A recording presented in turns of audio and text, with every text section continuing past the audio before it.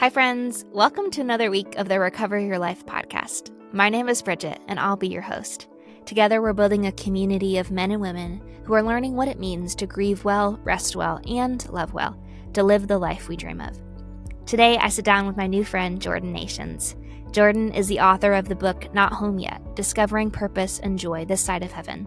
Originally from Florida, he now lives in Atlanta, where he leads a team at WinShape Camps and travels to preach at dozens of events across the country each year. He also is currently an M.Div student at Fuller Theological Seminary. In today's conversation, we're focusing on what does it mean to get really honest with God. With that, we also dive into the cost of being honest and living authentically and how that changes our relationships and connections around us. We discuss conflict as an invitation to connection. And what does it look like to have a team of friends and mentors around us to help us grow into being the people that we want to be? I'm so excited for you to hear today's conversation. Let's dive in. Jordan, welcome to the Recover Your Life podcast. So glad to have you here today. Bridgett, great to be here. For real, this is going to be fun. I actually have gone back through and listened to some of the episodes of your podcast, Burn the Ships. Oh, wow. You in the archives. I did. I was like, I'm going to do a little bit of rabbit trail and I want to see where this is. One of my favorite podcasts that I loved listening to during that time frame in the COVID era was Annie and Eddie Keep Talking. And it was two friends that basically kind of sat down and it started out as a, hey, we're both in quarantine, let's kind of talk to each other. And then it kind of developed into more of a rhythmic thing. So it was really fun. I got to listen to a couple episodes and think about, oh my gosh, like what was happening in my life during that time frame. But I'm really excited to have you here and looking forward to our conversation today. You know, I was a Christian guy in COVID, so I started a podcast. That's what we all did. It was required. God spoke to us all at once, I think. Yeah. And he just said, you got to start with. So literally just bought a mic, and it was literally that, just like me and my buddies cooped up in my house, just talking. And my mom listened. I don't know if anyone else did, but now you and her have that in common. There you go. You got two listeners. Well, I think that's, one of the gifts of that season, like, yes, we're being silly, but also one of the gifts of that season is I think about, like, the famous game show host or talk show host where you got to see them in their environment and you actually brought a humanity to people that I think we all really needed of like, oh yeah, this is what this woman looks like when she's not all done up in makeup, or this is what this guy sounds like when his kid comes in and is like crying and wants his help when he's trying in the middle of a business meeting. Like, it just gave us our humanity, which I think is a gift of that season, so that when we jump on, I know a heart that I have for the podcast here is I want it to feel like when people listen to our conversations that they can run into me and guest in public and go, oh yeah, that's the same person, right? Different place, but that they feel like they have access to friendship and connection. We're all figuring that out. We are all figuring this out together, which I think is so cool. And so we were able to connect recently at a conference and just really loved the little bit I got to hear from you and your story. And so as we kind of dive into our podcast today, I would love to just hear, who are you? What's your story? And, the small snippet of that. And one of the questions I love to ask is, what has been mattering to you lately? What's been taking up your time? Mattering to me. Oh, what a way to put it. Okay. So my name is Jordan Nations. I am just a kid that grew up at the beach in Florida and now lives in Atlanta, which is landlocked and makes me uncomfortable every day. But I love Atlanta. I live here from Florida originally, live here, get to do a lot of cool stuff. God's been really cool to just open up a lot of different avenues and to help a lot of different dreams coincide. So I work in full-time ministry by no doing it my own. I fought it for a very long time, and it's a whole story in itself of telling God, maybe I have about 6 more months left. And then that turning into about 8 years of 7-8 years of full-time ministry. I work at an incredible foundation called WinShape and get to build a lot of camps for kids and teens and churches. And it's just cool what we get to do over here. So I work over there on anything creative, people. And then I'm also an author. I wrote a book this past year called Not Home Yet. The tag is Discovering Purpose and Joy This Side of Heaven. Mm-hmm. And it was just a lot of stories about my own search for what is my purpose here? And what am I doing in life? And then we've talked, I have another one coming out. And this is mattering to me. So Yeah. another one coming out called Honest to God. That's the first time publicly I've said the title, by the way. Wow. We get the Recover Your So Life inside scoop. yeah, we're releasing it right here in Recover Your Life. Honest to God is the name of the book, which is a little tongue in cheek, but also is just the story of learning that God doesn't want, he doesn't want who I think he wants, Yeah. right? He wants me and he wants you and he wants us. And Mm. I think for a lot of my life and for a lot of people, you just assume that he wants a certain version of you. Mm-hmm. And this is not true. And so learning that, and then also learning that God wants that because he was honest with us first. So been working a ton on the book. I'm stoked for it. It's got just a ton of random things that have to happen, but I'm hoping to get out in spring. So that matters to me big time. Yeah, that's amazing. So, question about your story, right? As someone who also has served in leadership, like, what was the thing, right? I think God obviously calls us into it, but what was the thing where you maybe started thinking about, like, I could have faith conversations as a job? Because there's a lot of other things you could have done with your life. But what was the thing of, like, no, like, I want to be part of having faith conversations with people, whether that's students. Like, have you ever thought about that before? Like why? That's a great question. Like I really mean it when I say I kept thinking that I had about 6 months in this. Yeah. I had no job when I first started. I was Uber driving and working some events for people, setting up sound systems and emceeing random things. And I was post college doing that, and someone called me one day and said, "Hey, do you want to come work as an apprentice at this ministry?" And I was like, "Sure." I got nothing else to do. It beats Uber driving, right? So I fell into it, not not on purpose. It was totally like, all right, we'll try this. It's a step, and then I'm going to go off and I'm going to do whatever outside. And never really. I'm a pastor's kid, so every pastor's kid, you like naturally like, I'm not going to go work in Yeah. ministry. And then like 70% of us end up back working in ministry, which is awesome. So anyway, a lot of it was fighting it for a long time. But what I found is that the more that I looked elsewhere, Mm-hmm. the more I could not find something that I was as passionate about spending my time on Yeah. than what I get to do now. Mm. I couldn't find something I was excited about. Now, I think that most people should not work in ministry. And I think that there are people, probably more people, as a bold statement. There's a lot of people outside of vocational ministry that are doing more ministry than people inside of vocational ministry. You know what I'm saying? Right. Like Mm-hmm. the person in the boardroom is doing ministry. There's no difference in the Bible between Yeah. people who are vocational and non-vocational. We are all disciples and we all show up to wherever we need to go. And I know a lot of people in ministry that don't know a single non-Christian. And so that's an issue in and of Mm-hmm. itself. And I've been there. Anyway, but I have found that for me, working in ministry and working around the church and serving the church and trying just to do whatever I can to be helpful to it was the thing that I felt purposeful doing. Mm-hmm. And it was the thing that honestly, I didn't really see any other way to go eventually. But it took me a long time. But the day that I was able to say, hey, this is what I do now. Because before that, I had 700 dreams.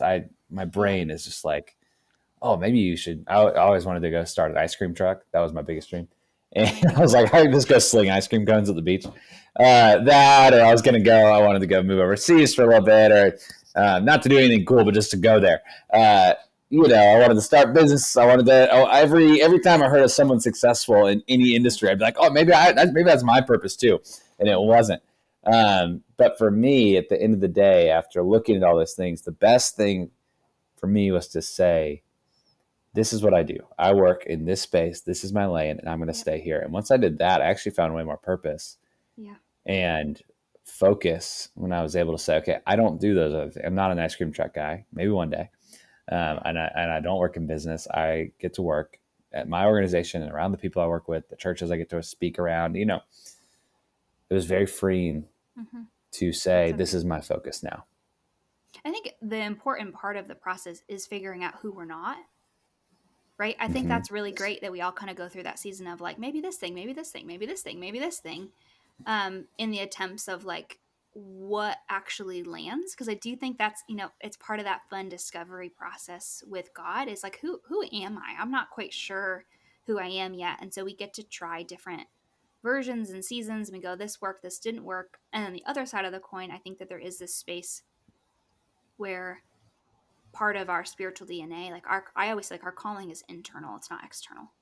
And so who we're called to be, we show up in any place or space with that. But I do think that there is, those the margins, right, in that space of, I might not be selling ice cream, but I am, like, for me, one of the things, I'll kind of go this way, see if it makes more sense. One of the things we talk about around here is my goal, if I'm known for anything, is that I die and if I'm going to get a gold medal, it's going to be in grieving. Like, I want to be a Hmm. woman who grieves really well. That is really unglamorous. Like, there's nothing super sexy about. I really hope that my legacy in life is that people learn how to grieve. But I'm so, like, deeply pulled in that direction of, if that's the only mark that I leave, if people can show up with me and they feel safe to share their story and to grieve, like, um I'm Hmm. good. I'm good. So I'm just interested, like, part of this whole idea of living your life, the book that you've written, and also transitioning into the new book that's coming out with honesty, like, what have been some of those similar threads? I've been like, no, like, I burn for this. This is a thing I want to leave. Yeah, that's a good question. One I'll start with. I think that's a beautiful vision. I think it's very needed. So keep going in that. And um, that's not my spiritual gift, and honestly, I hope it's not my calling. But I like yours. But um, no, that's super cool to me. For me, there's a few things that I've just like um, shown themselves over and over again that I've realized are the things. And honestly, the writing process is that for me. So Mm-hmm. a lot of people start with an outline and they say, here's the outline of what I want to say. And then they go right from that outline. And that's a great way. Most people, that's like probably the best way to write. I just doesn't work for me. Okay. I start by just writing Mm-hmm. and I just write nonstop, right? Like every night I'm just in here tapping away and all right, whatever. Just if it comes to mind, I will write it. And then if you do that every day, 6 to 12 months down the line, you look back and there's a book's worth of stuff there, but now you have to Yeah. go back and find it. And what I've found is that when I do that, I just keep writing things about all these different topics. Almost always by the end of that thing that I wrote, I end up in the same three places. Mm-hmm. And no matter what the story, no matter if I meant for it to be spiritual or not, no matter if I think it's funny or if it's not funny or if it's meaningful or not meaningful, at the end of the day, all of them end up in the same few places. And that's not my own doing. It's just like, these are the things I'm passionate about. Yeah. One of them is that the kingdom of God is not something that is far away, Mm. but it is something that is right here. And I think for a long time, the church, um, maybe in the marketing era, they were trying to like shorten the message or something. But the Mm. message was that you should believe in Jesus so that you can go to heaven when you die, right? Mm. If you just put your faith in your Lord and Savior, Jesus Christ, then one day you won't burn and you're going to go to this heaven place. Yeah. And that was it, right? Like we've heard that. That's a legit thing. And I probably followed that for a long time. And Dallas Willard was the most helpful for me. He really changed my life. Just his writings. I didn't know him, I wish. But his writings changed my life because I realized reading him, oh, wait. The kingdom is not something that happens when I die. The kingdom is right here now. And heaven is right here now.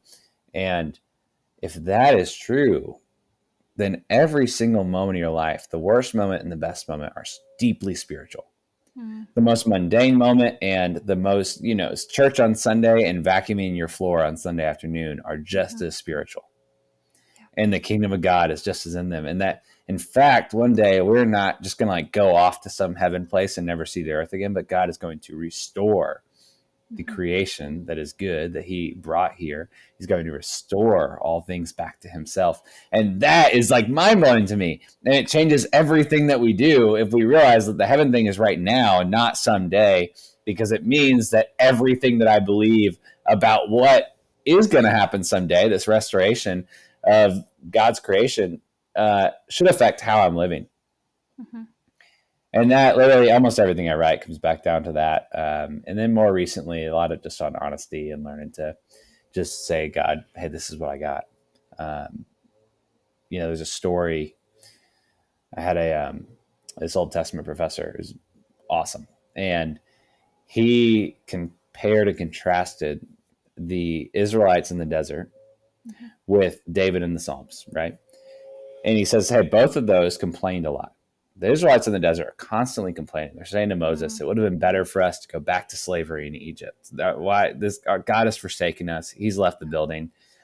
And they pay for it dearly, right? Like the earth opens up, they get swallowed, snakes happen. They end up having to go to war against each other, and brother kills brother. It's like really brutal. But then David complains in the Psalms all the time. Why have you forsaken me, God? Why are my enemies prospering? Like, these are the things he's worried about. And David's reward is this like close relationship with God. And he's like, so what's the difference in the two? Because both Mm-hmm. complain. And he said the difference in the two is that the Israelites complained amongst each other and they complained to Moses, but they would never dare complain to God. Wow. But David brought it directly to management, right? Like he just brought it straight to the top and said, God, this is what I'm feeling. Mm-hmm. And the reward for his honesty was relationship. Yeah. And the reward for the Israelites in the desert was death. Mm-hmm. And so that really, I heard that right before probably the hardest season of my Yeah. life, probably a year and a half or so. And I just had all these complaints and doubts and questions for God. Mm-hmm. And it was this total reminder of like, well, I don't have to hide those, right? Like your complaints are not the devil tempting you to distrust or whatever. Your complaints are complaints and they're things that you feel. And you can just shake your fist at God and say, God, Yeah. I'm pissed, Yeah. right? I don't know what to believe right now. I don't know if you're here. I don't know if you care about what I care about. And you can say all those things and get honest. And when you do those, you don't become more distant from him. You Mm-hmm. actually end up like wrestling with him. You're with him, right? You're in the mix together. And it was life changing for me. And so a lot of what I write comes down to those two things, like just that the kingdom is present and available right now, Mm-hmm. and that God doesn't want anything from you except for your honesty. Mm-hmm. That's amazing. And you really can't divorce the two, or you end up in some really yucky places. Yeah, Because if you just have um, life is really hard, but there's no purpose to it, that's really lonely. And if you only have everything's going to be wonderful, let's just talk about the day when everything's restored, and we don't have the honesty of what's happening now, we live really incongruent lives. right. And I'm just, even as you're talking, I'm thinking about like, how did we even get, like, as a church, how do we even get here? And I think about, oh, well, it's just, we've been so programmed to believe that any amount of conflict immediately means disconnection. Totally. And one of the things I always love to say is like, conflict is an invitation to connection. Mm-hmm. It doesn't mean that you're going to take it, but if we're going to build lives where we go, hey, like, when I extend my heart to say, ooh, I'm Jordan, when we had that conversation the other, or I'm making this up, right? If Jordan, we Yeah. had this conversation the other day, I left and I kind of felt judged and I felt a little misunderstood, and it's actually really painful for me. Can we have a conversation about it?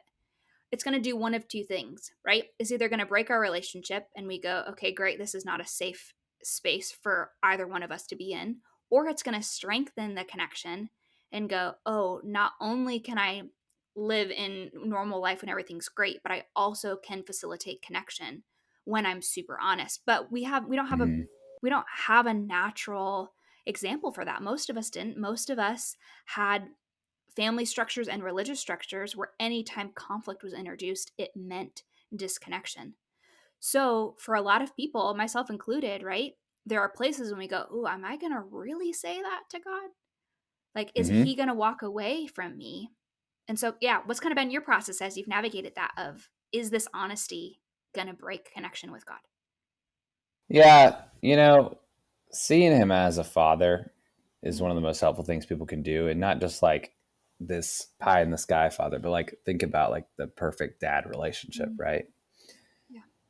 If you're a child, or maybe everyone, you put yourself in the shoes of a parent, right? And you Mm-hmm. have a kid, and that kid is feeling some sort of way towards you. Yeah. Would you rather that kid come home all moody, go to their room, slam the door, and never talk to you about it? Yeah. Or would you rather that kid show up and say, "Hey, dad, I have a problem. I have something I'm mad about. You said something. I don't like the curfew you gave me." Like, whatever. You would prefer that they come to you and bring those things. But instead, we're like a bunch of people who just like tell our friends at school about it, but don't tell him. Mm-hmm. Or we just go to the room and close the door on God Mm-hmm. and just say, I'm just gonna do this one alone. I'm gonna handle this one alone. And it's like he's sitting out there just waiting. Like, you can come chat. You can come talk about it. We're gonna get closer if you do. But he rarely, I find, just in experience, forces us into that. And so it's just this idea of opening the door and saying, no, I'm not gonna be like the moody teenager Mm-hmm. that takes it to my room and pretends I can handle it all on my own. Mm-hmm. I'm going to be the child who looks at my father and says, "Hey, this is what I got," and trust that we are going to have a closer relationship because of it. Yeah. Two things I've been personally processing this week. The Lord's kind of reminded me of two things. One of them was this whole idea of presenting conflict in a way that creates space for, um, like, the other person to share their perspective. And I think about, like, I've really been really intentional in my life of saying, hey, when I present a pain point to someone, I want to have space to say, hey, like, there might be a part of this puzzle that I'm missing here that's um, messing up my lens of how I'm perceiving you. Can you help me understand it from your perspective? And I was driving the other day in the car and I just was like, hey, I don't always do that with you, Lord. Like, I typically will show up and I'll be honest and I just say I'm angry about it. But I sometimes I miss that next step where I go, hey, like, this is really painful for me. And I know that He allows me to have that space and honesty with Him. But I've missed that part too, which is, hey, is there something here that I'm missing? Because what I do know about friendship with Jesus is He loves to talk to us, like Mm-hmm. real life changing. He wants to show up, like He wants to show up and be God, and I don't have to twist His arm to do it. Um, but there is this space of I have to create. I have to be honest, but then I also have to create space for honest feedback, which has been really great. But I think about also when you're talking about the whole God as Father, that's also popped up for me. I've realized that I've been in several different relationship dynamics recently where there's this thing that pops up that goes, "Oh, I'm afraid I'm going to get in trouble." And I'm Hmm. like, that's really strange. Like, I wasn't really super disciplined. I was like the perfect kid, and so I remember getting in trouble twice, which is crazy. I remember getting in trouble when I tried to put like my fingers in a light socket really little, and then in like middle school, I spilt nail polish remover all over my bed and I got in a lot of trouble for that. But I didn't get Okay. in trouble. I mean, not to say, and I don't like idolize that at all. I think a lot of that was some pain. So I'm just kind of processing that this week with a friend. I was like, this is really weird to me that this trigger keeps coming up. Like, oh my gosh, am I going to get in trouble? And so then the Lord kind of brought back one childhood experience that I had really early in childhood with my birth father, and the the correction on that discipline was not safe at all. And so my body's super internalized of like, oh nope, not safe. Like, you are physically and emotionally not safe to make Mm. mistakes, or you will have this. And I was like, okay, that makes sense, that I'm not giving a ton of space to God to respond back because I'm afraid of what He's going to say. Like, because right, you blend that narrative on. And when I show up with other people, sometimes there is this thing that goes, oh no, am I going to get in trouble? And I just kind of share that because I assume that there's other people that have that part in their story too, where it's the cost of honesty. Maybe that's my next question. The cost of honesty, you come to a point in your life where being honest feels like that is the higher risk. And then there's typically some sort of season that we walk through where the cost of being inauthentic is too much that we can't be dishonest anymore. Yeah, it's an interesting, when you start weighing out the cost of hiding versus the cost of honesty. Mm-hmm. And you're like, okay, so what is the cost of hiding? What is that costing me? And a lot of times I think we underestimate what that is costing us to hide. And that's in any relationship, right? You assume it is helping you, but we rarely think, what is it costing me? Mm-hmm. And on the flip side, what is the cost of honesty? And Yep. yes, it hurts, but the other side is way better, Mm-hmm. which is it's just challenging. It's not the way that most human relationships in the world are ordered. And I see it more and more, especially, I get to work a lot with the next generation and a lot of college students. And conflict doesn't come natural to anyone, but especially them, because they've been raised in this society that to have conflict with someone is to judge them and to hate them at their very core of their being, right? Mm-hmm. Or where you are totally affirmed in your belief. If you think somebody has done something to rub you the wrong way, and you want to cut them out of your life entirely, everyone's going to say, yes, amen. You got to cut those negative influences out of your life, right? And that sounds really good on stage, but then you go cut a lot of people out of your life. And then every time you get close to someone and you have conflict, because that's what happens when sinners get close to each other, and you have that conflict, and you say, well, I got to cut them out of my life, right? It's a self-centered, self-victimized mindset. And we don't choose that. We're just like massaged into it in our world to say, hey, this life is about me. So if someone makes me feel a way that I do not like, I'm out, right? Because my feelings are the center of my meaning and of my worth and of my value. And so when someone offends my feelings, I'm done, because it's not worth it, because they've disrupted my inner peace, And that is the going assumption of the world, because it is self-centered, and it says everything is centered on you. It's your rise, your emotion, your safety, your and when I say safety, I don't mean, obviously there's like the extreme. Yes, you should take care of yourself, but you know what I'm saying? Like,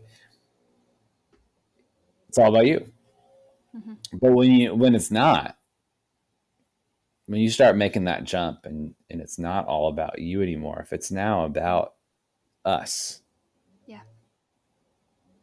Well, now, okay, there's conflict, and yes, that hurt me, but if I'm thinking about us, what is best for us? Yep. Now I'm willing to navigate some things that I wasn't willing to navigate when it was about me. Yep. So there's a huge gulf. It's not like God's way of living in the world and the world's way of living in the world are like just a half step off. They are total opposites. Mm. And then you could even say the same thing in both contexts and mean two different things. To say that you're going to love someone in the world's context, and say you're going to love them in God's context, two totally different things, right? Yep. One's deeper, one's more meaningful. The other one is self-centered and image focused. And so I think so much of your willingness to come to navigate conflict, to be honest, to show up in spaces like that, is your willingness to not make it about yourself. Mm-hmm. And the same is true with God. If it's about me, then every wrong thing in my life, well, that's God's fault, and he sucks. and that's just not how it is. Mm-hmm. But when it's about us in our relationship, okay, well, now it's worth bringing some stuff up. Now it's worth working through some stuff. And if we're going to live for eternity, like if we actually think you're going to live forever, we should stop using the word eternity and just say forever. Like, if you really think you're going to live forever, which is the crazy claim of our faith, then it's probably worth navigating a few of those conversations now. Yep. If you're going to live forever this way. Yeah, that's so good. And I think there's this space where we go, you talked about the having conflict where it creates space for both of us. Because, I think it kind of goes on a spectrum. Typically, if you come from a trauma history where you were to self-protect, right? To self-protect, you had to become really small in order to be safe. Typically, when you start engaging in some sort of healing work, you'll go really big because you're learning how to occupy space for the first time.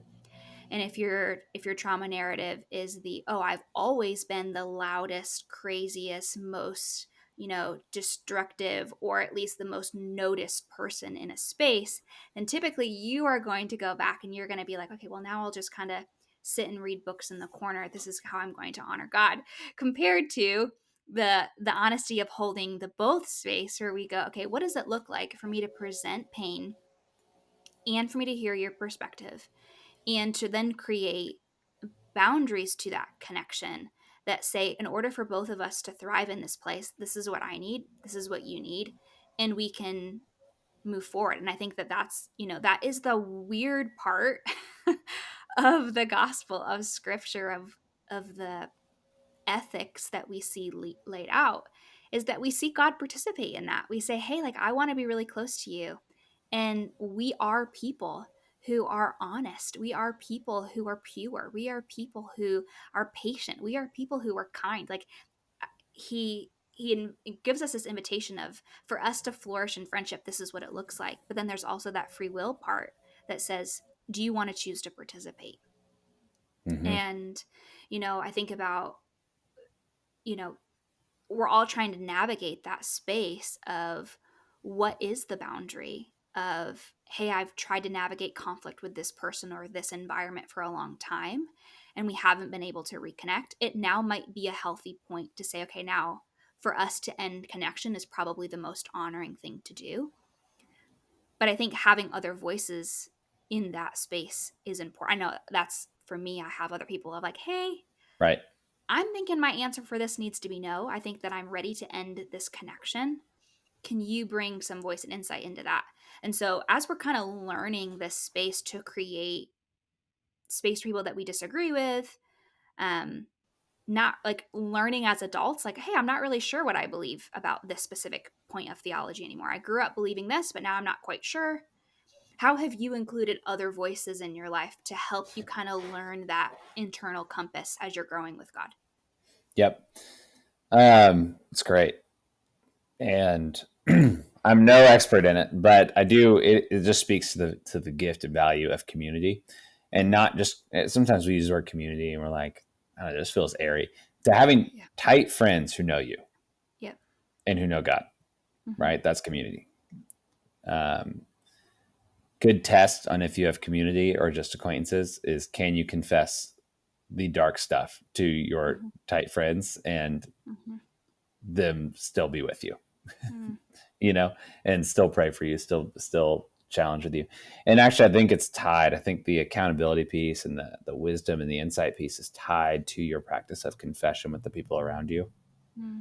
And those seem like two different things, but if I have somebody in my life, and I have a couple of them, people that I can just bring anything to, say, hey, I need to confess this thing. I had to do it maybe a month and a half ago. I one of my guys, I just needed to bring something up, right? Yep. And it wasn't the end of the world, but it was something that, and something's nagging in your heart, like, I need to tell somebody this. And Mm-hmm. so I sent him a little voice memo. I was about to get on a plane. I just sent him a little voice memo. So it was him and then all the other people on the jet bridge that now knew about my life. And I sent it to him. And he responded super great. I mean, really helpful. And, hey, man, praying for you. Totally get it. Thanks for bringing this to me, that sort of thing. And kind of tapped in on it a few times after that. That's the kind of person that now I can go to for advice on something else. And Mm-hmm. they know that they're not talking to some image of me. Mm-hmm. They're talking to the real me because I've brought it before. Yep. So when I say, hey, there's this relationship, do you feel like I need to keep fighting for it? Or do you think it's time for me to give up on it? Yeah. They're not looking at me as some image of me. They're looking Mm-hmm. at me as the real me because they've seen it and I have Mm-hmm. shown it, right? And that, I think, is what it requires. Your Mm-hmm. casual friends don't know if you need to cut someone out of your life or not because they Yep. don't know you. Correct. And you can't give it, they're giving advice to whatever image of you you're projecting to them. Mm-hmm. Which is really hard when we have so much access to therapeutic content online. Of like, oh, I heard this one Instagram pastor, this one Instagram counselor that's Oh, like, this is yeah. how, and it is like, ooh, I'm not sure. Like, 100% living in honesty says, it's like, how does this apply to my context? It's going to be different. And I think that's one of the hard parts. Even like Sunday sermons, right? I love preaching. I love preaching. But also there's this space where I go, hey, like, don't take it 100% from me. Like, you'll have to submit this to your board of advisors in your life, to the Holy Totally. Spirit in your Yep. own life, and say, what is for me to take now, and what is for me to go, oh, that's cool, but like, I'm going to keep moving. And that's not, I think this is the thing we keep dancing around, which I think I just want to mention because it is weird, is there's this space of we have so much freedom in God to create a life with Him. And it's not the same thing as the world, oh, just live whatever your truth is. They're not they're not the same thing. Like, being Mm-hmm. able to say, hey, like, what creates a life where everyone that I've invited into connection, like, we all get to flourish, right? You said that, compared to kind of this self-centered approach to freedom in quotation marks, that's like, whatever choice makes me the most comfortable, whatever choice makes me the best. That's not the same thing, and nor is that a safe way to, like, not even a safe way, but that's not a respectful way to use honesty, right? For me to show up and be Totally. like, well, you're a terrible person and you just need to know this, da da da da da, again, right? Again, we see this on social media. I'm allowed to dehumanize you because I'm sharing my truthful thought about whatever you've posted, which is different than, hey, this was when I heard this clip, this was my experience of it. That was really painful. Does anyone want to engage in a conversation? Which is weird, but like, how do we navigate that both in the personal world but also the online public space of, we're all trying to figure this out together. Yeah. I think it will become increasingly, and it is becoming increasingly important that you know where to find truth. Mm-hmm. And there's some great research on revivals, right? Mm. And now, as much as you can research revival, right, you Yeah. can't data set the Holy Spirit as much as my Mm-hmm. analytical brain wants to sometimes. But some great research on the cyclical nature of Mm. revival. Yeah. For a long time, I thought that kind of the going assumption, right, is that the church peaked in, Acts 2, Mm-hmm. when all believers were together and sharing the same things, and 3,000 people are saved at Pentecost, and God Mm. is good, hallelujah. And then since then, it's been on this constant decline, right? Like, that's kind of the going assumption. Like, forevermore, it was always getting worse and worse. And every generation, by the end of it, has said, oh, things are so much worse today than they were when I was a kid. And Mm. so that's kind of what I went with, was like, it's just been on this decline ever since. And when you study church history, that's just not true. In fact, a lot of the great revivals of history happened when the world and the culture was turned the most away from God, Mm. when it tried its own thing for a long time. Mm. And when it got to the end of that rope and it realized, hey, this isn't doing it. Mm-hmm. This isn't, we're still not satisfied. Yeah. Whether that was Enlightenment thinking, romantic thinking, whether that, is a whole rational thinking in the 20th century, just whatever it was, like, every single line of thought that has tried to find its truth and its meaning outside of God has eventually gotten to the end and found that it was empty. And those are the moments that are perfectly primed for revival. And that's one of the reasons why I think we're in the season we're in, and I think we're in for a ride potentially, is that we're in this culture that has taken this, like, self-centered, find my truth Mm. idea, postmodern, hypercritical of every system and structure and institution, and Mm. hyper focused on self. This culture that we're in will reach the end of its rope. And I'm not saying it's bad. There's some beautiful parts of it. There really are. But Mm-hmm. it will reach the end of its rope, and people are still going to find, in ours at least, they're going to find, I don't know how to find truth. Mm-hmm. I don't have any sense of authority or direction or trust Yeah. for any sort of authority in the world. Wow. And all I know to do is think about myself. Mm. And God says, Jesus says, I'm the way, the truth, and the life, Mm-hmm. that He's the ultimate authority, and that He flipped the script on authority by becoming the authority who died for us, who suffered for us, who was meek and gentle and humble for us. And that life is about more than us. It's actually about him. Hmm. So there's this excitement that I have, as much as I see the kind of the world's way following what it is. Hmm. In that, as we reach the end of that rope, I think people are going to find, oh, the answer you've been looking for was not in self-actualization. Hmm. It was not in figuring out your own rise. It was Hmm. not in tearing down every institution and culture and structure and authority. It was sitting right in front of you all along. And so I do think we're primed for some level of some amount of revival, some amount of turning to God, especially in the modern West, as people reach the end of that. So actually, like it is hard to walk through, but it is encouraging in that. I wonder if we're getting closer and closer to people realizing this is going to work. Yeah. That's amazing. I'm pulling up my phone right now. I had this crazy dream last night.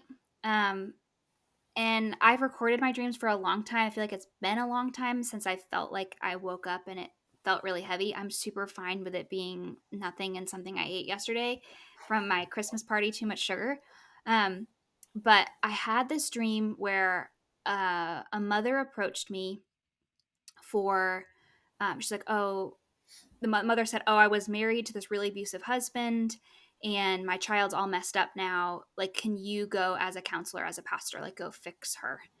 And so I'm like, well, I'm going to have a conversation, but like, I am not going to force someone to heal or engage in a healing journey. Like, they have their own autonomy to make that choice. And so I walk up to this one girl and I was like, hey, I said, I want to be really respectful of you. Your mom had mentioned that you've kind of been struggling right now. Do you want to build a connection here, or do you feel okay? Like, would you prefer that we not kind of have connection? And she's like, no, I think I'm going to be okay about it. And so she started talking a little bit. And then there's this woman sitting next to her. And she said, wait, what are you talking about? She's like, I have, like, my story is really similar too. So then I start Mm. talking to her. And I was like, hey, wait a second. Like, I need to finish my conversation with her, but I'd like to continue talking to you afterwards. So then I'm approached. This is like crazy, Jordan. Like, then I'm approached by this college professor, and he's like, hey, he's like, I heard that you believe this particular theology. And I said, oh, interesting. I'm like, I could see how that could be cause for concern. I said, I actually really want to empower people in a life of freedom. And he goes, oh, okay. So then all these college students start showing up. Like, apparently, like, I'm in a dorm room. It was like weird. And in the dream, it said I was in the room with Faith, which Faith is my best friend. But it felt very much like I'm up at 3 o'clock this morning, typing it out on my phone, Mm-hmm. half with my eyes half open. And I felt this of like, oh, you need to be in the room with Faith. And I felt all these students show up, and I'm like, okay, I can't fit them here. So I asked them to move. To this like this kind of cafeteria type place where there was all these things. And so I went. This is a very long story, but Yeah, I think it's I'm really important. impressed you remember this much from your I dream. well, I That wrote it. I wrote it down incredible. at. I wrote it down at what time? 3:06 a.m. is when my phone tells me I wrote it down. Wow. So we get to this area, and I went to put sweatpants on before I went and taught, which is really funny because I always say, like, never trust leaders you haven't seen in their sweatpants. And what I mean by that is not necessarily actually sweatpants, but like, you need to be able to see Mm-hmm. people and they're not all done up self to trust them. Anyway, so the story ends up going, and I'm preaching Romans 7, which I had taught about this week. So, like, that's not super, there's no like super prophetic thing about that. But that passage of scripture is so beautiful. Or maybe it was Galatians. I don't know where it was, but anyway, I was somewhere, and we were talking about this is what life is like without God. And this is what life is like with God. But the last thing I wrote after that very long story is revival for students, Lord. Mm-hmm. Like, I feel that so deeply, and I get to work with college students once a week at my church, which is so cool. But there's this space. The whole point of me telling you that story was, I think there's this invitation as leaders and as moms and dad and mentors and coaches, and however you're showing up to younger people in your life, where it is not presenting the gospel and you need to do this and this will fix you.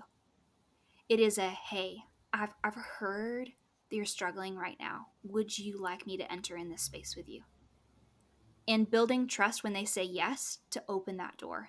And when they say, hey, no thanks, not right now, that we honor that.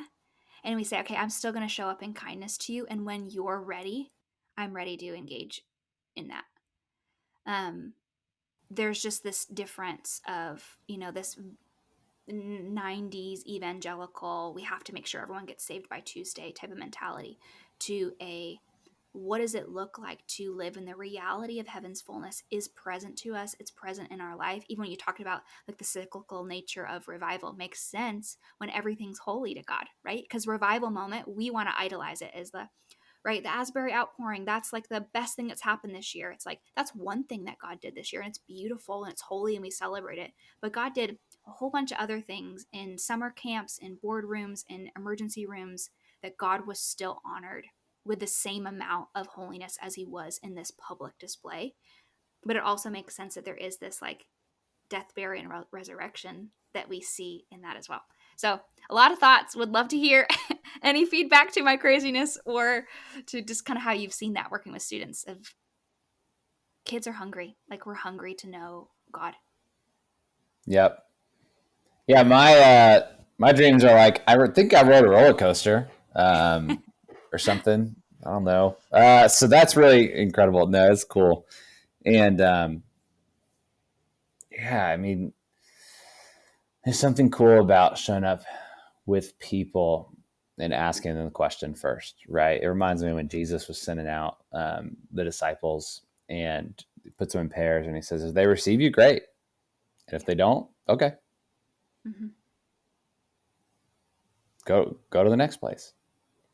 And part of that is a little scary, because you're like, I mean, I hope they didn't just reject it for good. But part of that is like, hey, I got to go to, some people translate that you're looking for houses of peace, right? Like people who are receptive. Yeah. And our part is not the response or the numbers or whatever. Our part is the people and showing up in the invitation. And that's all Jesus does too. I mean, I think about people like Nicodemus or the rich young ruler, who Jesus, they're so close to following Jesus, right? Like they're so close. Him and Nicodemus are wrestling in John 3. And then the rich young ruler is like so close and wants it, but can't give up all of it he has. And they walk away. And that could have been like disciple 13 and 14 right there, but they chose not to. And Jesus wrestled with them. He was there with them, but eventually they walked away from Jesus. So they're going to walk away from us too. And that is what it is. People make their own decisions. You can't force them into it. But what Jesus constantly does is invite people. Yeah. Right? It's like the first thing he does to the disciples in the boats. He says, hey, follow me. They're like, where are we going? I don't know. We're going to figure it out. Are we going to be okay? Are we going to be safe? Are we going to make money? Are we going to have a home over our heads? Probably not. But you guys coming or not coming? Because follow me. And then at the very end of Peter's life, when he, has this giant screw up and denies Jesus, and then Jesus dies, comes back, they're on the shore eating fish for breakfast. And Jesus does the whole, do you love me? Feed my sheep, feed my lamb, feed my sheep. And then at the very end, he says, hey, when you're older, you're going to get taken places you don't want to go. Pretty much you're going to die. And then the last word he says right there is, follow me. Mm-hmm. So the first word and the last word that Jesus gave to Peter was follow me. Mm. And it was just invitation. Yeah. And it's this idea that God is not forcing us. God is not shoving us out the door. He is just constantly inviting us. Mm-hmm. And no matter what stage, if you don't know him at all, or if you've been following him for 50 years, the call is the same exact thing. It's follow me. And we go out and do the same thing, right? We just be inviters who ask the questions, just like you're saying. You show up to someone, you say, do you want me to walk with you through this? Mm-hmm. Do you want me in this space? Like, is that what you want? Do you want to know about this thing? Do you not? Okay. Yeah. But the invitation is what Jesus models. The invitation is what we're responsible for. Just being people who are inviters. Yeah. That's so great. The inviting instead of demanding is way more time consuming. Mm-hmm. It doesn't actually end in a result that's worth replicating. But I do see the pull for it, right? It's so much easier, even when we going back to like, how do we create honest relationships, it's a lot more vulnerable for me to invite someone into connection with me than Mm-hmm. it is to try to demand you must, right? You must do this. You cannot do this, compared to, hey, like, for us to create a good friendship, like I need to know that when I voice memo you a hard moment, that I'm going to get a response. Hey, it's been, you know, 3 weeks and you never responded to me. That was painful. Like, even being able to have those types of conversations with people is, that is back. Like, that's the fruit of honesty, is honesty brings us connection. But it also shows us too, it's just kind of this, everything we've been talking today, I feel like keeps circling back, in a circle of, we even see Jesus as the invitation of, hey, like, not everyone's going to say yes to the invitation. And so that's okay. I mean, there's sadness there. It's hard for me when I invite people into my story, or I ask, hey, may I join you? And they say, hey, no, thank you. There is a grief process in that, but also I've noticed that those have been the things that have created the most connection and safety. I think about, um, you know, even stories of, what we would call discipling people, right? Sharing what I've learned about Jesus to someone that's, hasn't known Jesus as long as I have, and saying, hey, like, it's not my job to get you to believe what I believe. Um, it's not my job to, um, get you to arrive at a certain place.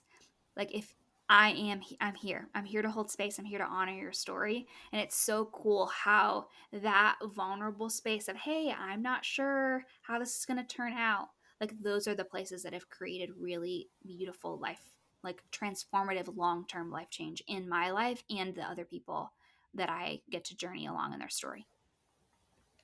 Yeah, totally. It's and that's relationship, right? The Mm-hmm. questioning, the invitation, the go back to the father image. Mm-hmm. If your father's just demanding things of you all the time, that's different than if he's inviting you. Yep, that's good. And we don't have to we don't have to do anything in our human relationships that God has not already modeled in his relationship with us, right? Mm-hmm. In the relationship with his son. We don't have to come up with anything fancy. We don't have to come up with Mm-hmm. 7 steps to good relationships. We don't have to figure it out on our own. You Mm-hmm. just look at the relationship of God to his people, Jesus to God, Jesus to his people. You got it. He is not asking us to do anything in our relationships with each other that has not already been modeled for us. Mm-hmm. That's it. We're just trying to go back to how I was in the garden. Yep. Oh yeah. That's it. Restoring us to what we were always intended to be. So that's Love that. very comforting to me. That is not Mm-hmm. some secret to unlock. It's actually very plainly in front of us. Mm-hmm. That's so great. Well, as we end our time together today, is there anything left that you wish you could say that you haven't said, just about honesty or whatever we've talked about today, and anything else that your heart wants to share? No, I think it's been an awesome conversation, and I really appreciate it. And yeah, I just hope that it's helpful for people who are wrestling in their own relationship, own journey, relationships with others, to see that it's simpler, more fun, and more real, and more purposeful than whatever we make it out to be all the time. Love that. Well, if people want to follow up and get connected with you, read your writing, where can they find your work or find you online? Yep, you can find me. Instagram is probably best, Okay. at Jordan Nations. Really simple. I convinced the guy, he had my username. I convinced him to give it to me about a year That's ago. amazing. I That's offered him amazing. a lot of money for it, and then he just gave it to me. It was really nice of him. So Bless it. everything I do is for the other Jordan Nations out there who originally had my Instagram handle. So at Jordan Nations. And then if you want to find my book, you can find the book I wrote called Not Home Yet, Discovering Purpose and Joy This Side of Heaven. It's on Amazon. And then my next book, Honest to God, will be out in probably April. Amazing. Love that. Well, friends, thank you so much for hanging out with us this week. I totally believe that this is a conversation that is going to change your relationships and change the way that you encounter God. And so we always love to hear those stories. Please feel free to comment on the post or send us a DM or send me an email. or share this with the people in your life. I always love whatever group text you're in. Say, hey, listen to this great podcast this week. I want to share it with you, because we really do hope that these are the conversations that are going to set you up to live the life you dream of, because you're worth it. So until next time, friends, see you on the Recover Your Life podcast.